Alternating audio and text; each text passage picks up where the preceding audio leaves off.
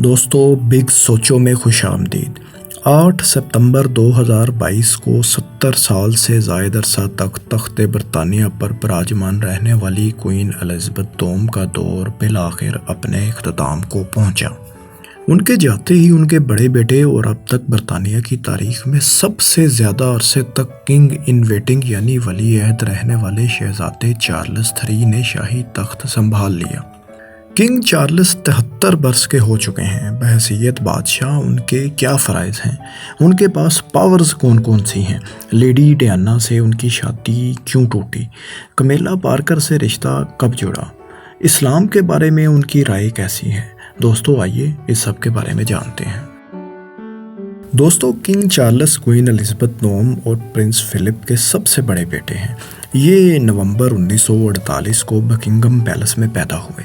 ان دنوں تخت برطانیہ ملکہ الزبتھ کے والد کنگ جارج ششم کے پاس تھا۔ فروری 1952 میں کنگ جارج کا انتقال ہوا اور پرنس چارلس کی والدہ کوئین الزبتھ ملکہ بن گئیں۔ دوستو اس وقت شہزادہ چارلس محض 3 برس کے تھے۔ کوئین الزبتھ کے ملکہ کے منصب پر فائز ہونے کا مطلب تھا کہ اب تخت کے اگلے جانشین ملکہ کے بڑے بیٹے یعنی شہزادہ چارلس بن گئے تھے۔ اس ننھے شہزادے نے اپنی والدہ کی تاج پوشی کی تقریب میں بھی شرکت کی۔ ولی عہد بننے کے بعد شہزادہ چارلس کو کئی طرح کے القابات بھی مل گئے تھے۔ ان میں Prince of Wales, Duke of Cornwall, Earl of Carrick وغیرہ شامل ہیں۔ کوئین الزبتھ اور پرنس فلپ کے پرنس چارلس کے علاوہ 2 بیٹے اور 1 بیٹی اور بھی ہیں۔ اس وقت تک شاہی خاندان کے بچوں کی ابتدائی تعلیم و تدریس کا انتظام شاہی محل کے اندر ہی کیا جاتا تھا۔ پرنس چارلس برطانیہ کے پہلے جانشین ہیں جن کی تعلیم کا آغاز اسکول میں ہوا۔ انہوں نے لندن، انگلینڈ اور اسکاٹ لینڈ کے مختلف اسکول سے تعلیم حاصل کی۔ دوستو ان کی بائیوگرافی کے مطابق پرنس چارلس کو بچپن میں بلی بھی کیا جاتا تھا۔ وہ اپنے والدین کے زیادہ قریب نہیں تھے، جس کی وجہ سے پرنس چارلس کی طبیعت کافی حساس ہو چکی تھی۔ شاہی خاندان کے بچے عام طور پر A لیولز مکمل کرنے کے بعد ملٹری ٹریننگ لیتے ہیں، لیکن دوستو شہزادہ چارلس نے یہ رسم بھی توڑ دی اور یونیورسٹی کی تعلیم حاصل کرنا شروع کر دی۔ ان کا تعلیمی کیریئر بہت شاندار رہا۔ انہوں نے ہسٹری، آرکیالوجی، اینتھروپولوجی اور لینگویجز کے مضامین پڑھے۔ یونیورسٹی آف کیمبرج سے BA کیا اور یونیورسٹی ڈگری لینے والے پہلے برطانوی ولی عہد بن گئے۔ اس کے بعد کیمبرج سے ہی MA کی ڈگری بھی حاصل کی۔ دوستو prince Charles prince of Wales تو تھے ہی، لیکن اس کی باقاعدہ تقریب 1969 میں ہوئی تھی جب ملکہ نے ان کی تاج پوشی کی۔ اس کے بعد پرنس چارلس نے بحیثیت پرنس آف ویلز اپنی ذمہ داریاں سنبھال لیں۔ مختلف تقاریب میں شرکت کرنا، مختلف ممالک کے دوروں میں برطانوی شاہی خاندان کی نمائندگی کرنا پرنس آف ویلز کی ذمہ داریوں میں شامل تھا۔ 1970 کی دہائی میں پرنس نے ملٹری ٹریننگ بھی حاصل کر لی اور رائل ایئر فورس جوائن کر لی۔ وہ ایک کوالیفائڈ پائلٹ بھی ہیں۔ دوستو جولائی 1981 کو پرنس چارلس کی شادی لیڈی ڈیانا سے ہو گئی۔ دونوں کی عمر میں اچھا خاصا فرق تھا۔ چارلس اس وقت 32 برس کے جبکہ ڈیانا کی عمر محض 20 برس تھی۔ کہا جاتا ہے کہ پرنس چارلس اس شادی پر رضامند نہیں تھے اور ان پر ان کے والد کی جانب سے اس شادی کے لیے دباؤ ڈالا گیا تھا۔ اس شادی کی تقریب کو تاریخ کا ایک اہم ایونٹ مانا جاتا ہے۔ کروڑوں لوگوں نے اس تقریب کو ٹیلی ویژن سکرینز پر لائیو دیکھا تھا۔ لیڈی ڈیانا کے عروسی لباس کو بیش قیمت جواہرات سے سجایا گیا تھا، لیکن دوستو یہ شاندار شادی صرف 15 برس ہی چل سکی۔ دونوں میاں بیوی ہی ایک دوسرے پر افیئرز چلانے کے الزام لگایا کرتے تھے۔ سال 1997 میں لیڈی ڈیانا ایک کار حادثے میں وفات پا گئی۔ اس سارے معاملے میں پرنس چارلس کو بہت تنقید کا سامنا کرنا پڑا۔ عام طور پر لوگوں میں یہی تاثر گیا کہ لیڈی ڈیانا کو پیش آنے والے مسائل کے اصل ذمہ دار پرنس چارلس تھے۔ لیڈی ڈیانا سے پرنس چارلس کے 2 بیٹے ہیں، پرنس ولیم اور پرنس ہیری۔ پرنس چارلس کے بادشاہ بننے کے بعد تخت کے اگلے جانشین پرنس ولیم ہیں اور پرنس آف ویلز کا ٹائٹل بھی اب انہی کے پاس ہے۔ پرنس چارلس کے اپنی دیرینہ دوست کمیلا پارکر کے ساتھ تعلقات پر بہت چرچے ہوتے رہے ہیں۔ دونوں کی پہلی ملاقات 1970 میں ایک پولو میچ کے دوران ہوئی تھی۔ کمیلا کے والد ایک ریٹائرڈ آرمی آفیسر تھے۔ دونوں کی شادی پر شاہی خاندان رضامند نہیں ہوا تھا۔ کمیلا پارکر کی شادی ایک برٹش آرمی آفیسر سے کر دی گئی تھی اور چارلس کی ڈیانا سے۔ دونوں کی یہ شادیاں کچھ عرصے بعد ٹوٹ گئیں اور 2005 میں پرنس چارلس نے کمیلا پارکر سے شادی کر لی۔ اس شادی پر کہا جاتا ہے کہ ملکہ الزبتھ بھی زیادہ خوش نہیں تھیں، البتہ یہ شادی کامیاب رہی اور دونوں آج تک ساتھ ہیں، اور آج کمیلا پارکر پرنس چارلس کے بادشاہ بننے کے بعد کوئین بھی بن چکی ہیں۔ دوستو، ملکہ الزبتھ دوم کی وفات کے بعد اب پرنس چارلس بادشاہ بن چکے ہیں۔ اس وقت ان کی عمر 73 برس ہے۔ وہ برطانوی تخت سنبھالنے والے سب سے عمر رسیدہ بادشاہ ہیں۔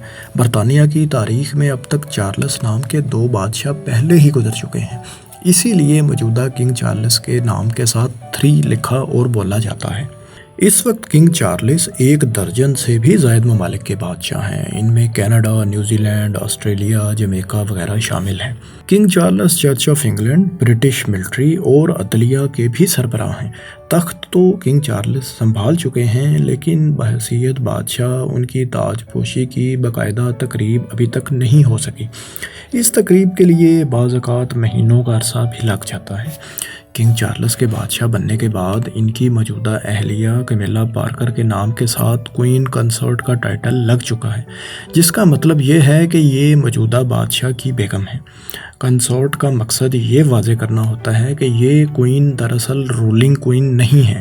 بادشاہ کی وفات کے بعد بھی یہ ملکہ نہیں بن سکتی کیونکہ یہ پیدائشی طور پر شاہی خاندان سے نہیں ہے۔ دوستو، اب بات کر لیتے ہیں کہ بادشاہ بننے کے بعد کنگ چارلس کی ذمہ داریاں کیا ہیں اور ان کے پاس کون کون سی پاورز آ چکی ہیں۔ بحیثیت بادشاہ کنگ چارلس کسی بھی سیاسی جماعت کو سپورٹ نہیں کر سکتے، ان کو سیاسی طور پر نیوٹرل رہنا ہوگا۔ وہ ریاست کے سربراہ ہوں گے، نہ کہ حکومت کے۔ کوئی بھی بل جو پاس ہوگا وہ بل پارلیمنٹ سے پاس ہونے کے بعد بادشاہ کے پاس آئے گا اور بادشاہ کی رضامندی ہے کہ وہ اسے پاس کریں یا نہ کریں۔ کنگ چارلس کے پاس یہ اختیار بھی ہے کہ وہ کسی بھی وقت پارلیمنٹ ختم کر کے اپنی مرضی کا وزیر اعظم منتخب کر سکتے ہیں۔ الیکشن کے نتائج آنے پر نئی پارلیمنٹ بننے کے بعد بادشاہ سب سے زیادہ سیٹیں حاصل کرنے والی پارٹی کے سربراہ کو وزیر اعظم بننے کی دعوت دیتا ہے۔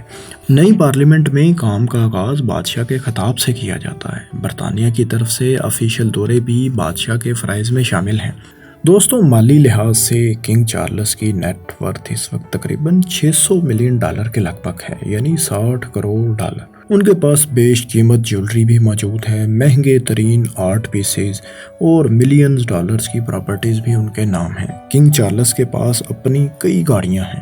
2022 کی کامن ویلتھ گیم میں کنگ چارلس خود اپنی مہنگی ترین لگژری گاڑی ایسٹن مارٹن ڈرائیو کر کے آئے تھے۔ دوستوں، 1992 سے پہلے برطانوی شاہی خاندان پر انکم ٹیکس دینا لازم نہیں تھا، لیکن 1993 میں حکومت اور کوئین الزبتھ کے درمیان ایک معاہدہ ہوا جس میں طے پایا کہ شاہی خاندان کے افراد انکم ٹیکس تو پے کیا کریں گے، لیکن ان سے انہیریٹنس ٹیکس یعنی وراثتی ٹیکس نہیں لیا جائے گا۔ دوستوں، برطانیہ میں دراصل ایک قانون ہے کہ عام لوگوں کو وراثتی ٹیکس دینا پڑتا ہے، یعنی جو چیزیں ان کو وراثت میں ملتی ہیں ان کی مالیت کے حساب سے وہ ٹیکس پے کرتے ہیں، لیکن اس معاہدے کے بعد آج کنگ چارلس پر یہ قانون لاگو نہیں ہوتا۔ دوستو، جن ممالک پر شاہی خاندان کا راج ہوتا ہے ان کے کرنسی نوٹس اور سکوں پر کوئین الزبتھ دوم کی تصویر پرنٹ کی جاتی تھی۔ اب ان کی وفات کے بعد نئے بادشاہ یعنی کنگ چارلس کی تصویر پرنٹ ہوا کرے گی، جبکہ ملکہ کی تصویر والے پرانے نوٹ تو قابل استعمال رہیں گے ہی۔ دوستو، کنگ چارلس کئی بار اسلام کے بارے میں اپنی رائے کا اظہار کر چکے ہیں۔ انہوں نے اسلام کی کھل کر تعریف بھی کی ہے، جس پر ان کو مختلف حلقوں کی جانب سے تنقید کا سامنا بھی کرنا پڑتا ہے۔ آپ یہ جان کر حیران ہوں گے کہ کنگ چارلس نے خاص طور پر قرآن حکیم کا مطالعہ کرنے اور اس کو سمجھ کر پڑھنے کے لیے عربی زبان بھی سیکھ رکھی ہے۔ کنگ چارلس 1993 سے Oxford centre for Islamic studies کا حصہ ہیں۔ اسی سال ایک تقریب میں انہوں نے ایک ایسی تقریر کی تھی جس سے پوری دنیا دنگ رہ گئی تھی۔ اس تقریر کا عنوان تھا اسلام اور مغرب۔ انہوں نے اپنی تقریر میں اسلام کے متعلق ایسی مثبت باتیں کی جس کی کوئی بھی توقع نہیں کر رہا تھا۔ ان کا کہنا تھا کہ اسلام ہمارے ماضی اور ہمارے حال کا حصہ ہے۔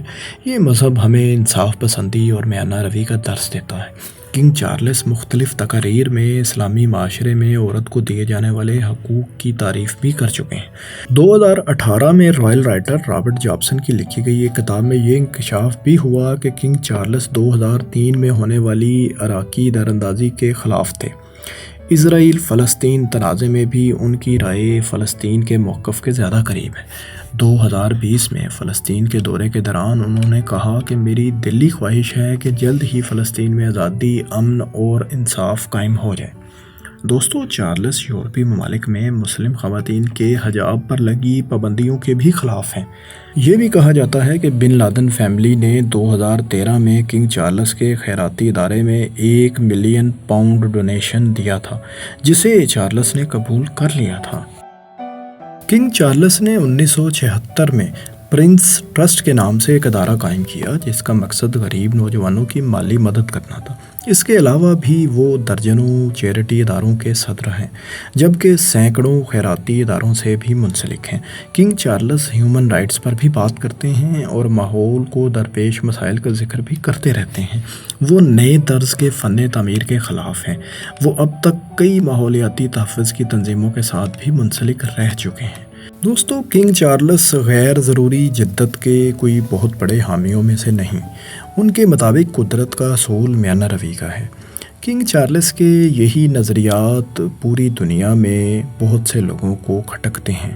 اس وقت پوری دنیا کی نظریں کنگ چارلس پر ہیں۔